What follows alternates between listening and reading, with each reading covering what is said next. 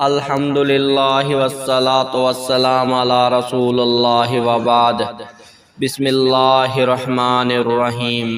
السلام علیکم، میں ہوں عبد القادر۔ آئیے آج ہم جانتے ہیں سورۃ العصر کے بارے میں چند بنیادی باتیں۔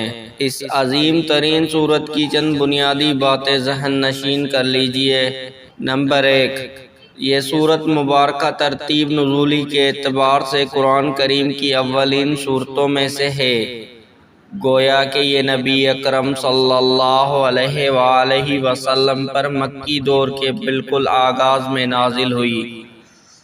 نمبر 2، دوسری بات یہ ہے کہ یہ قرآن مجید کی مختصر سورتوں میں سے ایک ہے، اس لیے کہ یہ کل 3 آیات پر مشتمل ہے، اور ان میں سے بھی پہلی آیت صرف ایک لفظ پر مشتمل ہے، یعنی والعصر۔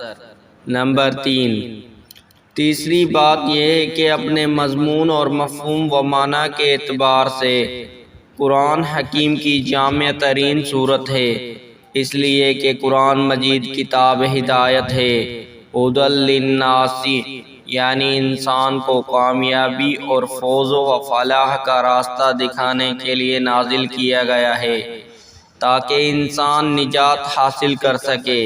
اور واقعہ یہ ہے کہ قرآن حکیم نجات کی جس راہ کی جانب لوگوں کی رہنمائی کرتا ہے، وہ نہایت اختصار لیکن حد درجہ جامعین کے ساتھ اس چھوٹی سی سورت میں بیان ہو گئی ہے۔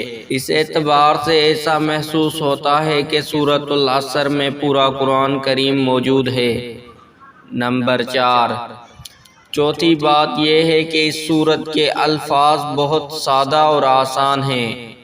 آپ کو معلوم ہے کہ ہر زبان میں اس کے ادب کے شاہکار وہ ادب پارے کہلاتے ہیں جن میں مضامین اور معنی تو بہت اعلیٰ اور بلند پایہ ہو، لیکن الفاظ نہایت آسان اور عام مفہوم۔ ایسے ہی ادب پاروں کو سہل ممتنع قرار دیا جاتا ہے۔